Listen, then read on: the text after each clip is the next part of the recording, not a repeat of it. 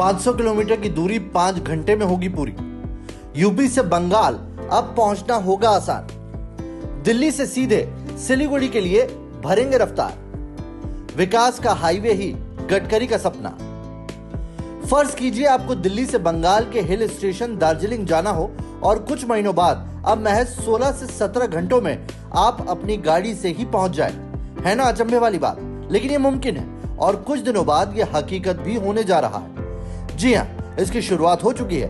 काम तेज रफ्तार से जारी है और महज कुछ महीनों में आप लंबे सफर पर बिना किसी रुकावट के निकल सकते हैं। गोरखपुर से सिलीगुड़ी तक के लिए एक्सप्रेसवे का काम शुरू हो गया है। यह एक्सप्रेसवे 519 किलोमीटर लंबा होगा, जो यूपी से बिहार होते हुए बंगाल को जोड़ेगा। इस दौरान यूपी में 85 किलोमीटर, बिहार में 416 किलोमीटर और बंगाल में आपको 19 किलोमीटर का सफर करना पड़ेगा, जिसको बनाने में 25,000 करोड़ रुपए लगेंगे। यानी जब ये बन जाएगा तो आप Yamuna expressway, Lucknow expressway, Purvanchal expressway और गोरखपुर सिलीगुड़ी एक्सप्रेसवे का इस्तेमाल कर बिहार के पश्चिमी चंपारण, पूर्वी चंपारण, शिवहर, सीतामढ़ी, मधुबनी, सुपौल, अररिया, सिलीगुड़ी तक पहुंच सकते हैं। सिलीगुड़ी से दार्जिलिंग की दूरी महज 62 किलोमीटर है। यानी दिल्ली से पहाड़ों की रानी तक का सफर एकदम सुहाना हो जाएगा। इस एक्सप्रेसवे से गोरखपुर के साथ साथ बिहार के 8 जिलों को भी फायदा मिलने वाला है, जिसका शिलान्यास केंद्रीय सड़क परिवहन मंत्री नितिन गडकरी ने खुद किया। 10,000 करोड़ से ज्यादा कार्यों का लोकार्पण और शिलान्यास हो रहा है।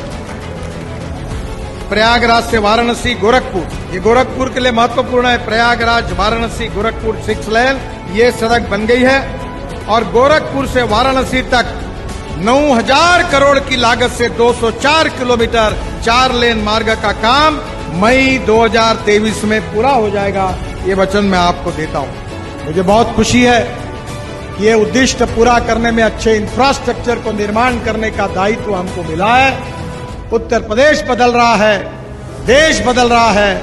एक दिन पूरे दुनिया के आगे हम निकलेंगे, आगे जाएंगे। इसके साथ ही गडकरी ने कहा कि किसानों की आय बढ़ाने के लिए अन्नदाता के साथ उन्हें ऊर्जादाता भी बनाएंगे। आपको रोजगार निर्माण करना, युवाओं के हाथों को काम देना, किसानों को उनके फसल के सही दाम देना, गरीबी को दूर करना और देश को सुखी, समृद्ध, संपन्न और शक्तिशाली एक दुनिया की महाशक्ति बनाना, यही भारतीय जनता पार्टी का सिद्धांत है और यही हमारा सबका मिशन है। एथेनॉल उत्पादन के प्रोत्साहन पर जोर देते हुए उन्होंने कहा कि किसान के बेटे एथेनॉल पंप से रोजगार की नई गाथा लिखेंगे। इससे लोगों की भी बचत होगी, क्योंकि एथेनॉल की लागत पेट्रोल से आधी होगी।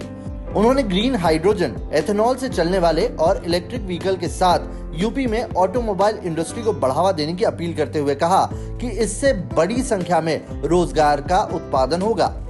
साथ ही ऑटोमोबाइल सेक्टर सर्वाधिक जीएसटी देने वाला सेक्टर भी है।